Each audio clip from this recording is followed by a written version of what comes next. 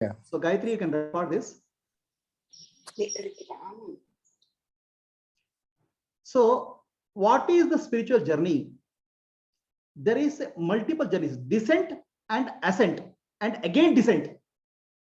So descent means the spirit descending into matter, assuming the body, experiencing life. That's called descent. Shiva taking the form of Jiva.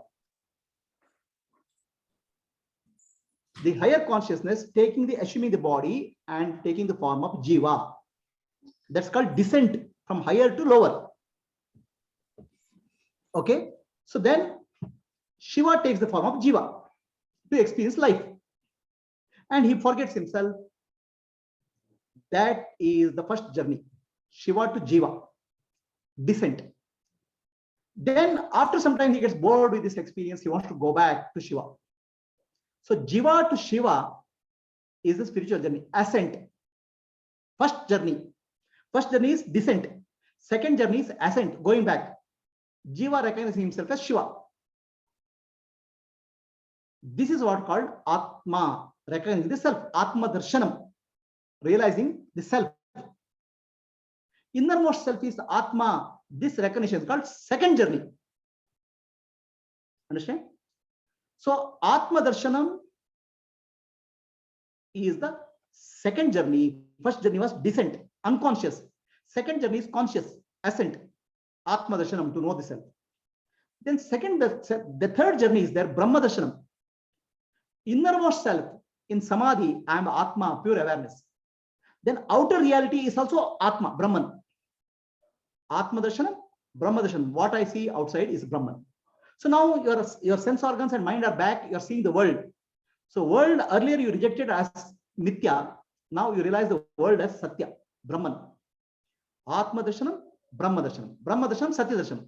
This is the third journey. Brahma darshanam has to happen. The world is Brahman. Okay. So Jiva has become Shiva. In the process, he has become Jivan Mukta, liberated. So people can say, okay, I am free, I am peaceful. Now the third journey starts. Third journey is again inner to outer. First journey was higher to lower, conscious to unconscious. Unconscious because I want to forget myself and enjoy life, experience. Now second journey is unconscious to conscious.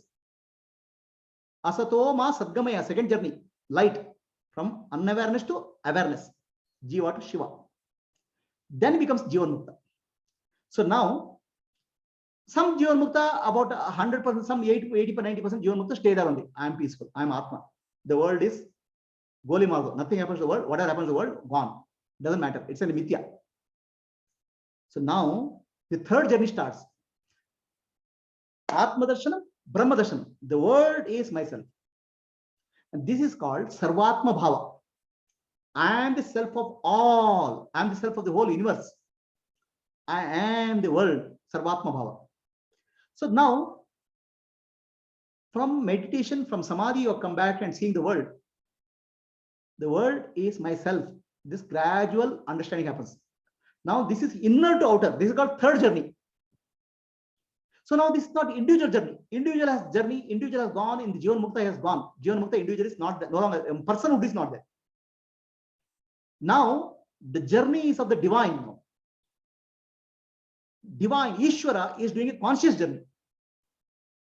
First journey was unconscious to experience life, Shiva to Jiva. Second journey is conscious, Jiva to Shiva. The third journey is conscious Ishvara functioning through the body-mind complex in the world. So now what happens? You are come back. You are seeing the body-mind and world. So you are seeing unconsciousness in the world. So unconsciousness in my world is myself. So then you start correcting the world through teaching, jnana. So now here, initially you start teaching only people who are eligible for that. Then you start teaching. So this is what happened to Buddha. Buddha got enlightened. He was sitting silently. Then he doesn't know what to teach because it's so subtle teaching. How nobody will understand. Then it says Brahmaji. Brahmaji means existence comes and tells, why don't you teach? Then Buddha says, whom to teach? Nobody will understand what I'm saying. Then the existence shows him a lotus pond, blue lotus. Some lotus are bud, some lotus are blooming, some lotus are bloomed. The existence of Brahmaji tells him, the lotus who are bloomed, you don't have to teach, they are already bloomed. They are muktas, liberated, don't worry. The lotus who are not bloomed, just blooming, teach them, they'll get benefit. Then lotus who are not bloomed, but they are available for blooming, for them teach dharma. So then what happens? This Gnani will start teaching others. Then Jivan Mukta starts teaching others. Now Jivan Mukta to Sadguru is next level. He starts becoming Sadguru. In the Sadguru, he tries to bring conscious understanding to unconscious jivas. He tries to help them in the first journey, Jiva to Shiva. By teaching Nanu Nanembudu Nanalla, Ideha Manabuddhi Nanalla, Sachidananda Atma Shivanam Nane, Shivom, Shivom. I'm not the body, I'm not the mind, I'm not the intellect, I'm pure consciousness. This is the first journey. Then he teaches them second journey also. Don't be just Shiva, act like Shiva. Do karma yoga, service. When you do service only, it will connect you to the world. So, Atmanu Mokshatam Jagaditaya is taught in the first journey. But now for him, for Jivan Mukta, Jagaditaya is not an objective. He sees the world as self. Then he has become teaching, Sadguru. What is the purpose of teaching? Whoever comes, he sees his own reflection coming. Then he tries to correct the understanding there. In the process, he corrects his residual prarabdha karma vasanas. So when somebody asked Buddha, why do you teach? What happened to you when you awakened? Buddha said, when I got awakened, I realized that the whole world is awakened. All are Buddhas only. A Gnani sees Gnani in everybody. Then why are you teaching? I am the awakened Buddha. I am teaching sleeping Buddha to awaken. So in that sense, a Gnani or Sadguru teaches people to awaken from the ignorance because he sees his own self. In the process, he is correcting Loka Vasana. In the process, he is correcting his own Prarabdha Karma because now individual and universe have merged. So now what will happen? Initially, he will teach. Now the scope gets expanded. He doesn't just teach. He will prepare other people for Jnana. In the sense, people who have come to Jnana, they have completed Dharma, Artha, Kama, they have come for Moksha. For him, he teaches. But, so now he starts preparing people for Dharma, from Artha, Kama to move into Dharma. That's where his scope of work gets expanded. That's where Ishwaratva in him gets manifest because Ishvara is the universe. His scope of work gets expanded. Jivan Mukta, Sadguru, Ishwaratva. Not everybody will travel through this journey, second journey. Second journey is not Jiva journey. Second journey is the journey of Ishvara. Consciousness to consciousness. First journey was from consciousness to unconsciousness. Second journey is from unconscious to consciousness. Third journey is from consciousness to consciousness. So now we'll come Brahmavid, Brahmavara, Brahmavarenya, Brahmavarishta. What is this? Brahmavid, Brahmavara, Brahmavarenya, Brahmavarishta is progressively reduction of Prarabdha Karma, Vasanas, residual Prarabdha Karma in the Jiva, in the Gnani. So Gnani has realized I am Brahman. But body-mind complex, which is interfacing the world, has residual Prarabdha Karma. They are getting progressively reduced. Brahmavid gets involved in all the activities, understanding the Jagat is Mithya, but I am doing service. Brahmavara becomes Asamasakta, means progressively his attachment to any Bhogavasana remaining starts getting. I said Jnana has two aspects, Bhogavasana, Bandhavasana. When the Bandhavasana goes, he gets Jnana. Bhogavasana may be still remaining. The Bhogavasana gets progressively reduced in the Asamasakti stage. It's called Brahmavara. In Brahmavarenya, further reduction in vasanas happens. Then it's called Padartha Abhavani. So there is objects are there. In the Brahmavid and Brahmavara stage, the objects of the world are there. Now Brahmavara stage, objects of the world are not there. Self only is appearing as object. It's like I see necklace, chain, and ring. But Brahmavara stage, he doesn't see necklace, chain, and ring is nothing but gold. He sees the self in all. And finally, he becomes Brahmavarishta. Then for him, seer and seen is not there. Only Brahman is there. So, this is the journey. First journey is consciousness to unconscious, descent. Second journey is from descent to unconsciousness to consciousness. This is the Jiva journey, second journey. Third journey is Ishvara journey, consciousness to consciousness. Brahmavidya, Brahmavara, Brahmavarinya, Brahmavarishta is the part of the third journey. Depending on Prabhupada karma, he can become a Sadguru or he can become a Ishwaratva in the third journey. Brahmavid, Brahmavara, Brahmavarinya, Brahmavarishta is a part of this third journey. Brahmavid is the first journey. So a Brahmavid becomes Jivan Mukta, is over. Brahmavara, Brahmavarinya, Brahmavarishta comes part of the third journey. More and more, the divine consciousness, Ishvara consciousness manifests through the body-mind complex. He can become Sadguru or Ishwaratva can fully manifest through him. So then what is Avatara? Avatara is Jiva is from unconsciously moving into consciousness. Whereas Avatara, consciousness to consciousness is descent. Avatara Purusha, higher consciousness comes to human form without forgetting himself.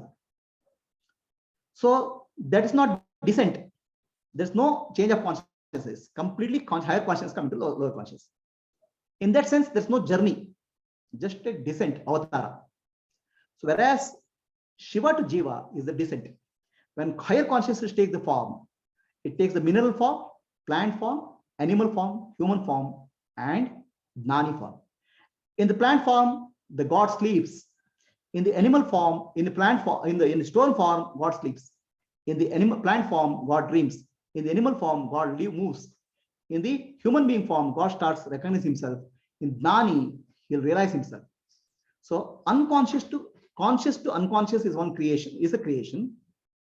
Unconscious to conscious is the journey of spiritual journey. That's called second journey. Conscious to conscious is the third journey using the Jivan Mukta body. Whereas Avatara is a creating a new body and conscious to conscious journey. Have I clarified, Shravan? Yes, Prabhuji. Am I missing anything? What may have been? No. Also, this is summarized in the Jiva, Shiva, Shivo, Jiva, Sajiva, Kevala, Shiva. Three. Yeah. Jiva has to become Shiva. Shiva has to live as Jiva. And then he has to recognize all that this living is only Shiva.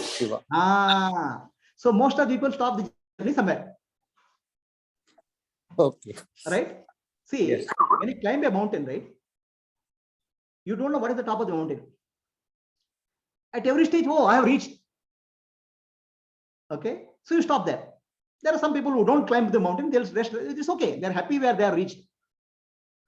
Some people stop at Jivanmukta stage. Some people stop at Sadguru stage. Some people stop at the Ishwarata stage. Atma Darshanam, Brahma Darshanam, Brahma Darshanam, Satya Darshanam. These three together is the reality, realization. So now, when you realize the world is yourself, your actions also will be in tune with that. Actions of love, actions of compassion, actions of wisdom will happen. The head, heart, and hands will get integrated. Right? Yes, bro. So others here are not complete transformation. So yeah. Krishna is called Purna Avatara because he is fully involved in dharma. He is fully involved in teaching. He has never leaves out any aspect of life. It doesn't cut any aspect of life out of his life. Because when you are totality, what will you remove? Most of the time, it's life. Look at life as split life, spiritual life, material life. This is Mithya, this is Jat Satya. In the total life, everything is Satya, everything is Brahman.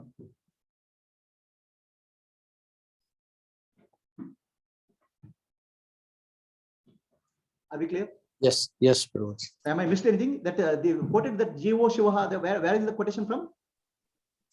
It is from part of Guru Gita. Jiva Shiva Shivo Jiva Sajiva Kevala Shiva. Jnana Nirmalyam Soham Bhavina Ji. Guru Gita, right? So I spoke of conscious to unconscious, Shiva to Jiva, unconscious to conscious, Jiva to Shiva, and conscious to consciousness, Shiva to Ishwarata.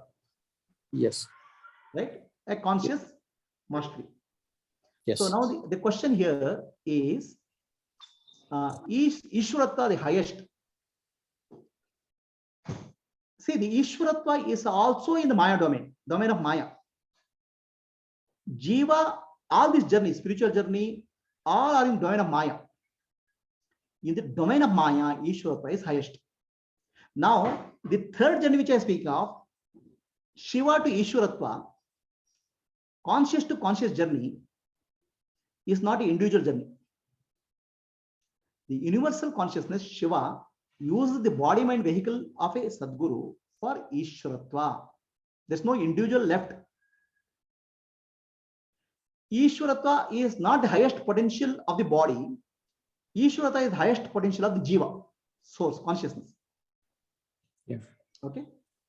So have I covered Meher Baba's teaching here, Shravan? Yes. Yes. So, can you tell what is the Meher Baba teaching, the three different journeys? So there are three journeys, there are actually four journeys, but three journeys are related to God being from unconscious, becoming conscious. Okay.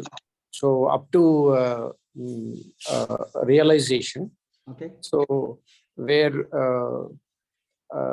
he recognizes himself, and then the second journey is from there, he becomes established in, he brings his divinity into his mental, subtle and gross bodies, and lives as God.